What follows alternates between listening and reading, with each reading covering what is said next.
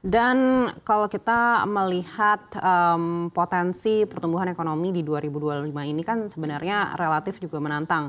Apalagi di 2024 ini kan juga kita lihat melambat dibandingkan dengan di tahun sebelumnya begitu. Tapi kalaupun ternyata pertumbuhan ekonomi ini bisa lebih baik di dalam negeri, apabila ternyata sentimen dari globalnya ini juga masih sangat volatil, apakah ini juga berarti investor mungkin masih akan mempertimbangkan untuk kembali lagi ke emerging market seperti Indonesia? Salah satu hal yang mungkin akan membuat dana asing masuk ke emerging market itu adalah ya penurunan suku bunga ya, karena pada 2024 yang lalu IHSG kita sempat mendekati level 7879. Simple aja karena inflasi waktu itu turun terus, sehingga ada kemungkinan suku bunga Fed akan turun lebih cepat.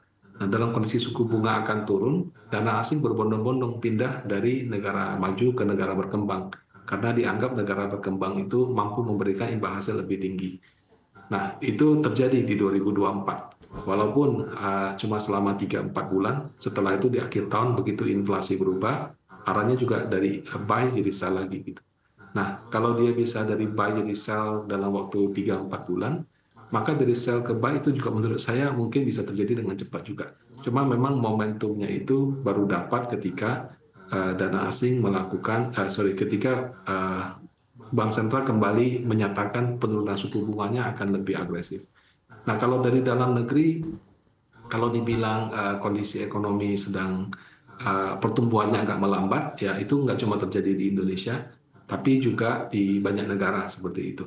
Jadi yang penting kalau kita bisa menjaga pertumbuhan di 5%, kemudian kita punya perusahaan ya, perusahaan-perusahaan yang ada di bursa saham, bursa efek Indonesia yang di 2024 lalu itu kurang begitu bagus performance-nya, 2025 bisa lebih baik. Nah, itu menurut saya bisa menjadi satu sentimen positif yang baru. Baik, tapi melihat kondisi di 2025 ini, apakah menurut Anda kinerja emiten ini berpotensi untuk tumbuh lebih baik dibandingkan dengan di 2024? Kalau kuartal 1 kan baru keluar mungkin kalau nggak April untuk perbankan, mungkin baru sekitar bulan Mei untuk yang non perbankan. Kalau secara umum sih menurut saya kuartal 1 mungkin belum. Tapi kalau kuartal 2, 3, 4 ya kita bisa lihat lagi karena di kuartal 1 ini kan baru ada perubahan besar pada kebijakan APBN pemerintah. Nah, bisa saja yang terkait seperti travel atau apa terdampak gitu. Tapi kalau sektor-sektor yang lain, nah itu masih perlu melihat lagi sih. Jadi mungkin kita baru bisa tahu apakah kuartal 2 ini lebih baik, apakah 2025 ini lebih baik di menggunakan laporan keuangan di kuartal 2. Baik, di saat pertumbuhan ekonomi di dalam negeri ini masih juga menantang, lalu volatilitas di global ini juga semakin tinggi. Lalu seperti apa strategi rebalancing portofolio di Panion Asset Management saat ini? Nah, beberapa reksadana kami yang dikelola dengan strategi aktif, ini di 1 minggu ini kami banyak belanja sih. Kami membeli beberapa saham blue chip yang sudah turun cukup dalam dengan valuasi yang murah gitu, atau penurunan harganya jauh lebih besar daripada penurunan laba bersihnya. Dan yang kami lihat mungkin berpotensi mencetak kenaikan laba di tahun ini. Karena saat ini kalau hanya valuasi saja itu cukup sulit ya untuk bisa dapat saham yang membuat performance mengalahkan market. Tapi kami juga harus bisa memprediksi kira-kira di kuartal berikutnya bisa nggak ada peningkatan laba seperti itu. Nah, jadi untuk reksadana saham kami banyak membeli terutama di 1 minggu terakhir. Kalau untuk reksadana fixed income, kami tidak berubah dari sekitar akhir tahun lalu sampai sekarang. Obligasi pemerintahnya kami membeli cenderung yang 10 tahun dan yang di atas 10 tahun. Karena kami meyakini bahwa ketika penurunan suku bunga terjadi nanti, kenaikan harga yang signifikan itu akan terjadi pada obligasi pemerintah jangka panjang. Jadi kalau untuk fixed income kami membeli obligasi pemerintah yang 10 tahun dan di atas 10 tahun. Baik, untuk pasar ekuitas sendiri apakah ada sektor-sektor tertentu yang menjadi pilihan dan berpotensi untuk bisa berkembang signifikan di tahun ini? Kalau saham di Indonesia terus terang tidak sebanyak pilihan seperti yang ada di luar negeri. Jadi kalau kita lihatnya, paling lebih melihatnya ke saham per saham sih. Nah, untuk saham per saham ada yang sensitif dengan aliran dana asing. Saham-saham perbankan, saham-saham blue chip yang bobotnya mungkin mendekati 9%, kalau Dow LQ45 di atas 10%. Nah, kalau untuk yang saham-saham seperti itu, ketika sudah murah, kami melakukan pembelian. Nah, tapi kalau untuk yang di luar perbankan dan telekomunikasi tersebut, kami lihatnya sih saham per saham, jadi bukan sektoral sih. Karena kadang-kadang misalnya dalam satu sektor properti contohnya, ada properti yang fokusnya di apartemen sama residential, ada properti yang di kawasan industri gitu. Nah, walaupun sama-sama properti, tapi kan perusahaannya sangat berbeda. Jadi kami lebih melihatnya ke perusahaan per perusahaan, bukan sektoral. Baik, tadi Anda sempat sebut soal big caps perbankan begitu, dan kita tahu berdasarkan big caps yang sudah merilis kinerjanya ini kan di 2024 memang labanya masih bertumbuh begitu. Tapi kalau dibandingkan dengan tahun sebelumnya ini kan terjadi sedikit perlambatan. Apakah menurut Anda ini kita masih bisa harapkan di tahun 2025 atau mungkin perlambatan ini akan terlihat juga di tahun ini? Nah, kalau perbankan yang laba bersihnya stagnan, ya, jadi tumbuh sih, kayak BRI kan tumbuhnya 0,1 atau 0,4%.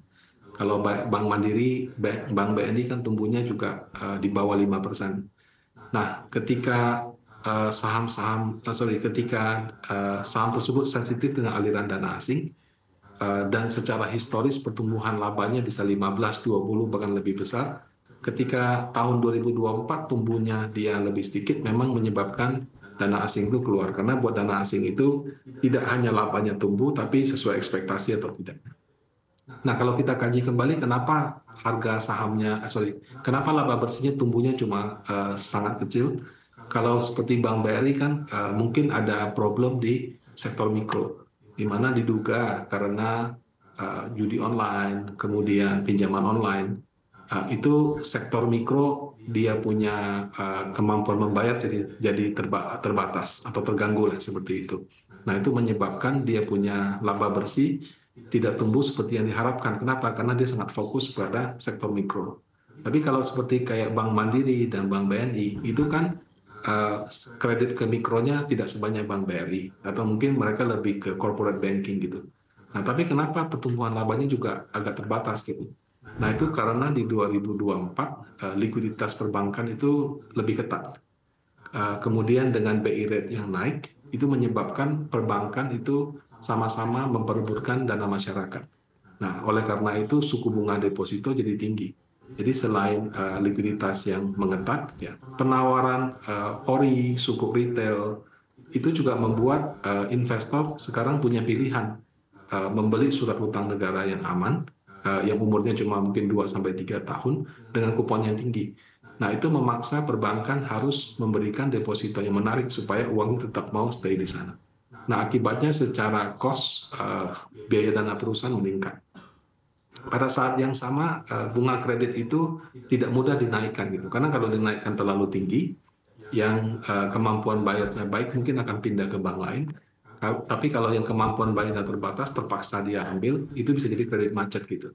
Nah, jadi kenaikan bunga deposito itu lebih tinggi dibandingkan kenaikan bunga kredit. Itu juga mungkin yang menyebabkan pertumbuhan laba di 2024 tidak begitu baik. Nah, sekarang pertanyaannya, 2025 akan membaik nggak gitu? Nah, penyelesaian di kredit mikro itu saya tidak tahu butuh berapa lama, tapi mudah-mudahan sudah terantisipasi semua atau sebagian besar di 2024. Sehingga 2025 ini seperti Bank BRI bisa maju lagi. Nah, kalau untuk bank yang corporate banking atau yang umum, likuiditas perbankan sepertinya sampai dengan bulan Januari Februari ini masih cukup ketat. Jadi mungkin kalaupun ada perbaikan kinerja, Q1 ini mungkin belum terlalu kelihatan. Mungkin harus dilihat di Q2, Q3 atau sampai dengan Q4